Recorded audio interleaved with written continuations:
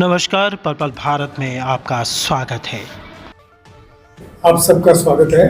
मैं डॉक्टर अनंत तलवार, एक चेस्ट स्पेशलिस्ट हूँ और यहाँ पर तलवार हॉस्पिटल आईवीएफ सेंटर में कार्यरत हूँ। ये प्रोग्राम जो है सिप्ला के इनिशिएटिव पे अभी दिया जा रहा है। आप लोगों को पता होगा कि आज जो है COPD डे है। COPD मीन्स होता है chronic pulmonary disease, chronic obstructive pulmonary disease, मतलब श्वास की वह बीमारी जो कि लंबे समय तक चलती है और ऑलमोस्ट लगातार रहती है। ये दमा एक ऐसा दमा है जो कि बचपन में नहीं होता, एलर्जी की वजह से नहीं है। एक सा कारण पोल्यूशन और स्मोकिंग सबसे बड़े दो कारण हैं। तो ये जो है सारे वर्ल्ड में COPD डे मनाया जाता आज के दिन नहीं, सॉरी, ये कल होगा 15, आज इसकी पूरे संध्या में हम कर रहे हैं। कल 15 नवंबर को मनाया जाता है। हर एक नवंबर के तीसरे वीरवार को हर साल ये मनाया जाता है, जो कि कल आएगा। इसकी पूरे संध्या में हम ये बात करना चाहेंगे कि COPD डे है क्या, क्यों मनाया जाता है और इसके हमें क्या करना है, आगे क्या प्रिकॉशंस लेनी है। जैसे कि मैंने आपको बताया कि सबसे बड़ा कारण जो COPD का होता है वो है स्मोकिंग, बीड़ी सिगरेट का पीना। मैंने अपने हॉस्पिटल में परमानेंटली बोर्ड लगा रखा है कि आप स्मोकिंग बंद करें। तंबाकू का इस्तेमाल किसी तरीके से भी, चाहे वो हुक्का है, बीड़ी है, खाने वाला है, किसी भी तरीके से है, तंबाकू का इस्तेमाल सबसे बड़ा कारण है। दूसरे नंबर है पोल्यूशन। पॉल्यूशन में अभी हमने आप देखा पिछले दिनों में दिल्ली और नॉर्थ इंडिया में कितना पॉल्यूशन था।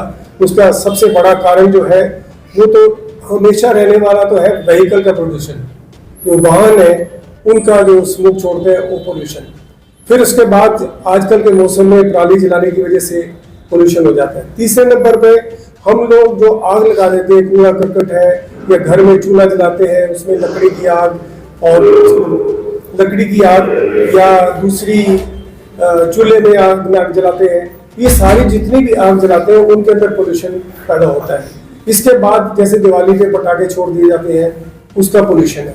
इसके बाद जो है जो हमारी इंडस्ट्रीज है वो भी सारे ऐसे पदार्थ छोड़ती हैं जिनकी वजह से पोल्यूशन होता है। तो ये सारे कारण हैं जिसकी वजह से COPD की बीमारी होती है। COPD में होता क्या है? COPD के अंदर जो है हमारी सांस की नलियां हैं और जो फेफड़े हैं उन दोनों पे इफेक्ट होता है। सांस की नलियां नॉर्मली जैसे इतनी खुली हुई होती हैं तो वो सिकुड़ जाती हैं। जब सिकुड़ जाती है तो उनके अंदर सूजन आ जाती है, सिकुड़ जाती है और उनके अंदर हवा ले जाना और बाहर निकलना दोनों दूभर हो जाते हैं। इसके अलावा एम्फाइजेमा एक बात कहते हैं जिसमें कि फेफड़े के अंदर ऐसी चेंजेस हो जाती है जिनसे इलास्टिसिटी जो है फेफड़ों की वो खत्म हो जाती है। तो चाहे COPD हो चाहे एम्फाइजेमा हो, उन दोनों के अंदर सांस का लेना दूभर हो जाता है। पेशेंट को सांस लेने में कठिनाई होती है और उसकी जब हम टेस्ट करते हैं तो ऑक्सीजन, जैसे कोविड में आपको पता होगा पल्स ऑक्सीमीटर लगाते थे, ऑक्सीजन कम हो जाती थी, तो इसमें भी ऑक्सीजन की कमी हो जाती है और पेशेंट जो है सारी रात उसको बैठना पड़ता है, लेट नहीं पाता, खांस के तंग हो जाता है। इन्फेक्शन हो जाए तो उसमें बुखार और फिर उसके बाद हार्ट के अंदर असर, ये सारी चीज़ें हो जाती हैं। शरीर कमजोर पड़ जाता है, उसके लिए चलना फिरना मुश्किल हो जाता है। तो ये सारी चीज़ें जो है धीरे धीरे बढ़ती जाती हैं। कुछ बीमारियाँ ऐसी भी होती हैं जो आनुवंशिक है, जो कि हेरिडिटरी भी होती हैं, तो कुछ फैक्टर्स वो भी होते हैं, पर मेनली जो सबसे बड़ा कारण है वो हमारा तंबाकू का इस्तेमाल और दूसरा जो है पोल्यूशन, हर एक तरह का पोल्यूशन। ठीक है, तो ऐसी चीज़ों में हमें अब ये जो है आप ये बात, इसकी सीरियसनेस इस बात से आप समझोगे कि दुनिया के अंदर ये ऊपर के 5 कारणों में से आता है जिसकी वजह से डेथ होती है और भारतवर्ष में तो ये दूसरा कारण है डेथ का। सबसे बड़ा तो है हार्ट की डिजीजेस, तो उसके बाद दूसरा जो कारण है वो ये COPD है। खास तौर से जो लोग स्मोकर्स हैं, जो लोग तंबाकू का इस्तेमाल करते हैं, उन लोगों के अंदर और भी बीमारियां, सारे हार्ट की बीमारी भी उस वजह से होती है, बाकी सारे फैक्टर्स उसी वजह से होते हैं। पर ये वाला जो है COPD जो है ये तो उनको होना ही होना टाइम के साथ साथ। अब सवाल इस चीज़ का है कि इनको बचाया कैसे जाए और इसका इलाज कैसे किया।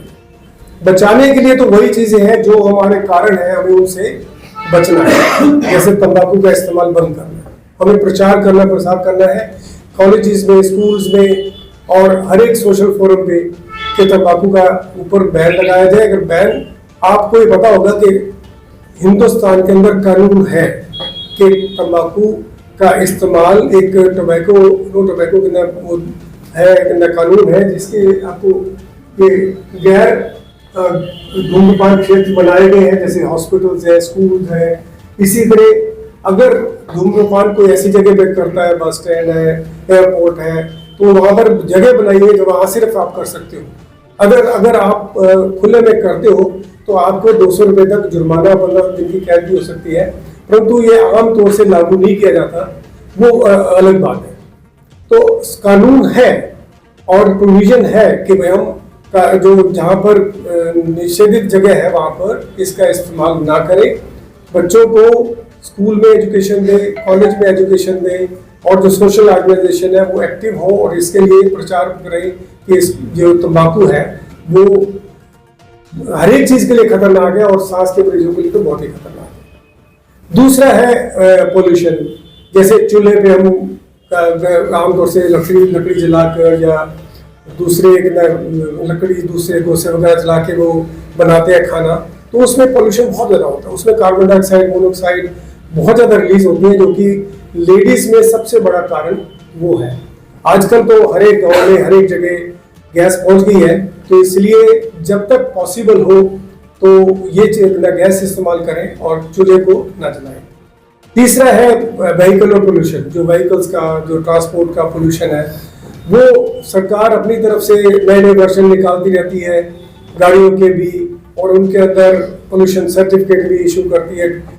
हम ले जाए तो हम इसका ध्यान रखें कि पोल्यूशन फ्री हो, और जितना कम से कम हम यूज करें उतना अच्छा है। अगर जैसे कि आप लोगों ने देखा होगा आजकल लोग पूल कर लेते हैं, 5 गाड़ियां जा रही हैं स्कूल के अंदर, कॉलेज के अंदर, कहीं भी जा रही हैं, तो उनमें 5 गाड़ियों के बजाय एक गाड़ी में 5 बंदे बैठ के चले जाएंगे, तो उससे पोल्यूशन में थोड़ा सा कंट्रोल करने में हेल्प मिलेगी। इसके अलावा जो है एटमॉस्फेयर में जो इंडस्ट्रियल पोल्यूशन है वो उसका बहुत बड़ा रोल है। जो थर्मल प्लांट्स हैं, दूसरे प्लांट्स हैं, या फैक्ट्रीज हैं, उनका शहर के अंदर ना हो, बाहर हो, उनका कंट्रोल किया जाए कि उनके अंदर भी किसी तरह का पोल्यूशन ना हो, ये हमें देखना जरूरी है। लोग ये कहते हैं कि जैसे जी हम स्मोकिंग करते हैं तो हमें राहत मिल जाती है, खांसी आती है, बलगम निकल जाती है, उल्टा हमें तो फर्क पड़ता है।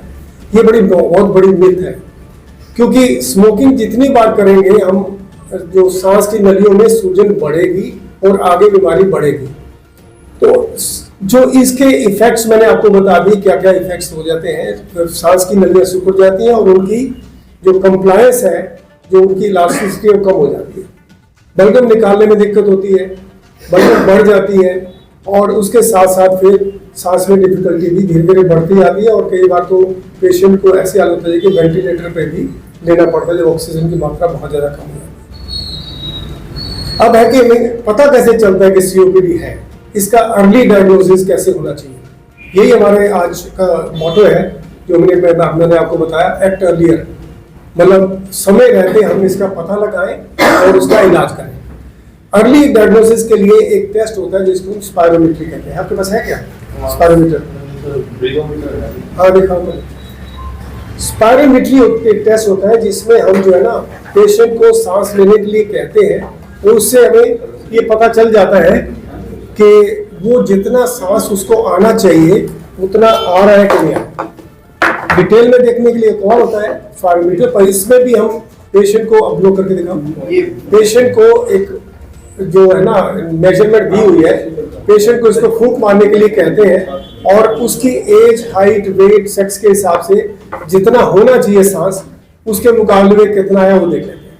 अगर 80% से कम है, जैसे चार्ट होते हैं, अगर 80% से कम है तो इसका मतलब जो है ना उसको बीमारी शुरू होगी। एक दूसरा टेस्ट होता है स्पायरोमीट्री, जो डिटेल में देखते हैं, तो वो इससे हम ये पता लगा सकते हैं, जैसे हार्ट के लिए ईसीजी होती है, ब्लड प्रेशर के लिए बीपी ऑपरेटर्स होता है, वैसे सांस के लिए चेक करने के लिए करते हैं।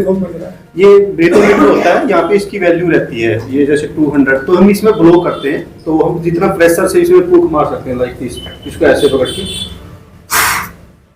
तो हम 3 बार फूंक मारते हैं, जो हाईएस्ट वैल्यू होती है हम वो नोट कर लेते हैं। उसके बाद में हम ब्रोंकोडायलेटर लेते हैं, ब्रोंकोडायलेटर रिवर्सिबिलिटी टेस्ट बोलते हैं उसको, कोई भी इनहेलर लिवोलिन लेते हैं। उसके बाद में फिर 15 मिनट बाद में फिर दोबारा हम टेस्ट मारते हैं, फिर उसको डिफरेंस वैल्यू चेक करते हैं उसका। इसमें क्या हमारा, इसमें हमारा पता चल जाता है कि पेशेंट एस्थमेटिक है या सीओपीडी है, अगर वैल्यू में डिफरेंस आता है तो ज़्यादा। तो इससे हम ये एक्चुअली हम घर पे भी यूज कर सकते हैं, ब्रीथोमीटर बोलते हैं इसको, हम घर पे भी ले जा सकते हैं। जिस तरह हम जैसे डॉक्टर साहब ने बताया इसका शुगर चेक, एक तो ये है कि डायग्नोसिस इससे होगा, और दूसरा जब हम दवाई लेते हैं तो उसके बाद दोबारा अगर इसको चेक करेंगे तो पता लग जाएगा दवाई का फायदा हुआ कि नहीं हुआ। ठीक है, ये 2 चीजों में काम आता है। इसके अलावा जो है बाकी हम सारे टेस्ट, एक्सरे, ईसीजी, ये वो दूसरी चीजें जो साथ की एसोसिएटेड बीमारी होती है उसके लिए भी टेस्ट कर लेते हैं, ताकि उसके हिसाब से उसको ट्रीटमेंट दिया जा सके। जो ट्रीटमेंट का सवाल है उसमें 2-4 चीजें बहुत जरूरी है। एक तो जनरल इंस्ट्रक्शंस में सबसे पहला तो यही है कि जो बचाव है वो करना चाहिए, अर्ली डायग्नोसिस करो, अर्ली बचाव करो। दूसरा ये है कि कई ऐसी बीमारियां इन लोगों को, निमोनिया और जैसे कोविड था, कोविड है, निमोनिया है, ये बीमारियां ज्यादा होती है, तो उसके लिए कुछ वैक्सीन होते हैं जो कि लगाने पड़ते हैं। इन्फ्लुएंजा वैक्सीन है, निमोनिया वैक्सीन है, वो टाइम से वैक्सीन लगा लेनी चाहिए ताकि वो बीमारियां ना हो। तीसरा जो है इसके अलावा हमें जनरल कंडीशन जो उसकी इम्प्रूव करनी है, तो उसके लिए मसल्स, ये लोग ना बड़े वीक हो जाते हैं, मांसपेशियां कमजोर हो जाती हैं, तो कुछ एक्सरसाइज होती है जो करने की जरूरत होती है। कुछ तो ब्रीदिंग एक्सरसाइज है, कुछ मसल की एक्सरसाइज है जो इन लोगों को करनी चाहिए। और इसके साथ साथ जो दवाइयाँ हम हैं उनके लिए देते हैं, जो दवाइयाँ देते हैं उसके अंदर एक स्पेशल टाइप का तरीका है दवाई देने का, जिससे कि दवाई जो है कार्य ज़्यादा इफेक्टिव भी हो और उसके साइड इफेक्ट्स कम हो। तो वो जो दवाइयाँ दी जाती हैं वो ये 3-4 तरीके हैं। एक इनहेलर्स होते हैं, ठीक है, एक नेबुलाइजेशन होती है, इनहेलर विद स्पेसर हम क्या देते हैं, इसमें लगा देते हैं। एक डिफरेंट टाइप की इनके तरीके हैं, ड्राई पाउडर फॉर्म में होती है या उसके अंदर मीटर डोज हम कहते हैं लेते हैं। इनका एडवांटेज क्या है, लोगों के दिमाग में बड़ी मिथ है कि ये जो इनहेलर है ये कारगर नहीं होंगे, या ये इनके साइड इफेक्ट होंगे, या इनके जो है ना आदत पड़ जाएगी, एडिक्टिव होंगे, जैसे ना किसी चीज़ की आदत पड़ जाती है। तो ये मैं आपका भ्रम दूर करना चाहता हूँ। क्यों इनहेलर दिए गए हैं ना कि गोलियों की बजाय। गोलियां हम लेते हैं, हम खाएंगे, पहले पेट में जाएगी, उसमें एसिड प्रोड्यूस कर सकती है, तो साइड इफेक्ट्स कर सकती है पेट में, वहां से जज़ब होएगी तो सारे शरीर में जाएगी, सारे शरीर में जाएगी, तो सारे शरीर में जाएगी तो उसके सारे शरीर में उसके साइड इफेक्ट्स होंगे। और जो ये हम इनहेलर ले रहे हैं या कोई भी चीज़ लेते हैं, इनमें से 2 तरीके हैं मैंने बताया आपको नेबुलाइजेशन से, तो ये पहले ऐसे करके हम इसको इनहेल करते हैं और सांस के साथ ले जाते हैं। तो इसका क्या फायदा क्या है, एक जैसे अब आपको पता है कि आँख की बीमारी हो किसी को तो आँख में दवाई डालते हैं, स्किन की कोई प्रॉब्लम हो तो स्किन में दवाई लगा देते हैं, जल्दी असर होगा। इसी तरह जब हम डायरेक्ट जहाँ पर बीमारी है वहाँ पर दवाई पहुँचा रहे हैं तो एक जल्दी असर करेगी, थोड़ी क्वांटिटी मेडिसिन की जरूरत पड़ेगी, सारे शरीर में नहीं जाएगी, और जो शरीर में साइड इफेक्ट्स दूसरे उसके होने थे या पेट खराब करना था वो नहीं होता। तो इसलिए इसके एडवांटेजेस ये है कि थोड़ी दवाई लेनी पड़ती है, डायरेक्ट लेनी पड़ती है, और जल्दी इफेक्ट आता है, जल्दी इफेक्ट आता है। तो इसलिए इनहेलर्स जो है ना हम या नेबुलाइजेशन करते हैं मशीन से, आपने देखा होगा, रूटीन नहीं देखा होगा लोग भाप। एडिक्शन तो डिपेंड करती है, तरीके नहीं डिपेंड करती, उसके अंदर सॉल्ट क्या है उस पर डिपेंड करती है। अगर हम तंबाकू किसी भी तरीके से लेंगे, शराब किसी भी तरीके से पिएंगे, कोई भी चीज़ या ड्रग्स जो दवाइयाँ जो नशे वाली है किसी भी तरीके से लेंगे तो उनसे एडिक्शन होगी। जो दवाइयाँ एडिक्शन वाली है ही नहीं तो उससे एडिक्शन नहीं होगी, तो इसलिए कोई एडिक्टिव इफेक्ट इनका नहीं होता। तो इसके लिए यही है कि हमें बचाव के लिए दवाइयाँ लेनी पड़ती हैं। तो अल्टीमेटली जब हम बचाव पे आते हैं, नंबर 1 स्मोकिंग बंद करनी है, नंबर 2 पोल्यूशन किसी तरह से भी जो है उनसे बचाव रखना है, नंबर 3 जो वैक्सीन वगैरह है, बचाव की दवाइयाँ हैं, वो जो वैक्सीन है वो दूसरी बीमारियाँ ना हो वो देखना है, नंबर 4 फिजियोथेरेपी करनी है, डाइट और फिजियोथेरेपी जो एक्सरसाइज, लंग्स की एक्सरसाइज, नंबर 5 डाइट जो है ना ऐसी लेनी है जो कि हाई प्रोटीन डाइट हो, हाई कैलोरी हो, जिसके अंदर प्रोटीन ज़्यादा हो, मसल की ताकत आए और कैलोरीज ज़्यादा आए, क्योंकि आमतौर से ये लोग बहुत कमज़ोर हो जाते हैं और उनके लिए प्रोटीन की डाइट बहुत ज़रूरी है, जैसे अंडे हैं, दूध की बनी हुई पनीर है, ऐसी चीज़ें ज़्यादा उनको लेनी चाहिए। ठंडी चीजें जो है अवॉइड करनी चाहिए और ठंड में बचना चाहिए। एक चीज में जो आपको बताना चाहूंगा कि आजकल स्मॉग हो जाता है सवेरे सवेरे। स्मॉग क्या होता है?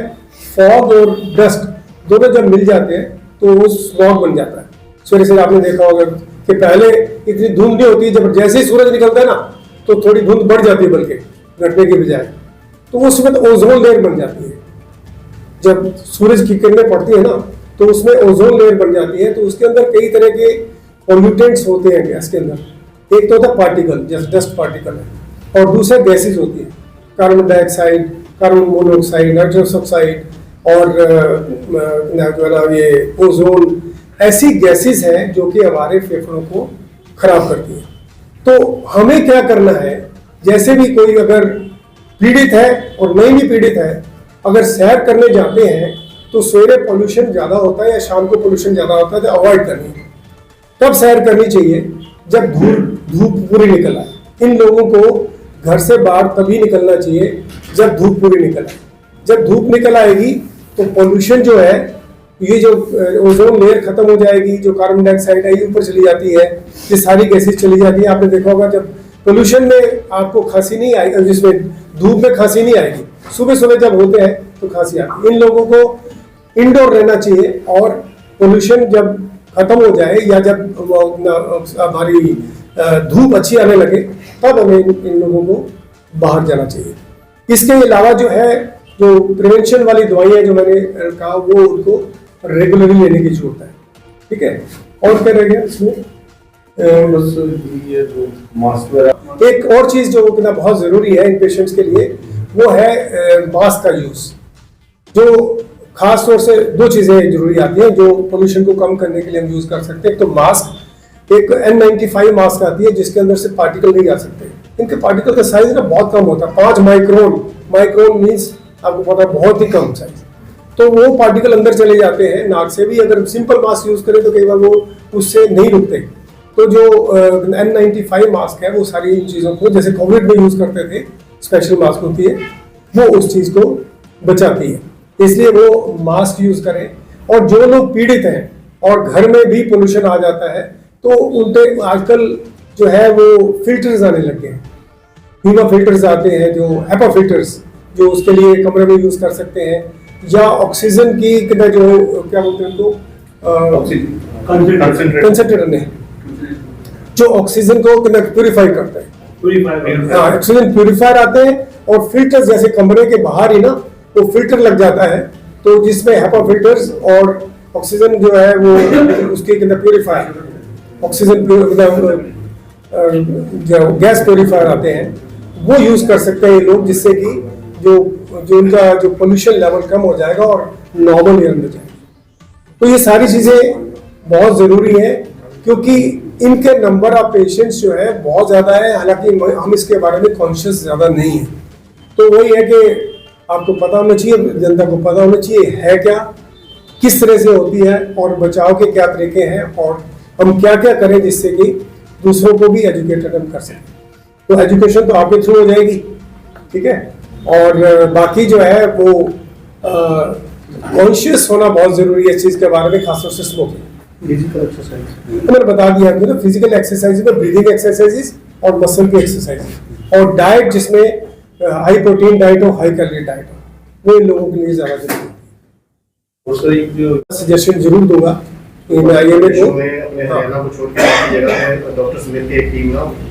नहीं, अभी स्पायरोमीट्री के ना, जो ये स्पायरोमीट्री वाला टेस्ट है, ये महीने में 1-2 दिन हमारे यहाँ जैसे फ्री करते हैं। अगर कोई कराना चाहे, आप इनको जो है ना डेट्स भी बता रूटीन ना, आपको ना प्रेस कॉन्फ्रेंस वालों को जब डेट है आपकी, तो स्पायरोमीट्री जो टेस्ट होता है ना, जिससे पता लगता है कि नहीं है, वो आप जांच वाला टेस्ट वो फ्री करते हैं महीने में 2 दिन। तो वो आप इनसे डेट ले लीजिए, मेरे यहाँ भी आके आप करवा सकते हैं। मेरी और राय थी आप को हर महीने इस चीज का कैंप लगता है, कोई भी आके स्पायरोमीट्री करवा सकता है। उसको पर्ची कटवाने की भी जरूरत नहीं है, और उसको ये कह दे कि मुझे स्पायरोमीट्री करानी है तो वो उसका फ्री हो जाएगा। वैसे यूजुअली हम 1000 रुपये लेते हैं उसके चार्जेस। तो उस दिन 18 तारीख को कोई भी आएगा, अब चाहे ये उसमें भी पेपर में भी दे सकते हैं कि 18 तारीख को जब भी कोई आए समय क्या रहेगा? 10 से 2 10 से 2 जो रूटीन वाला मॉर्निंग टाइम होता है पूरा का पूरा वो उसमें होता है। तो कभी भी कोई भी आ सकता है, ठीक है।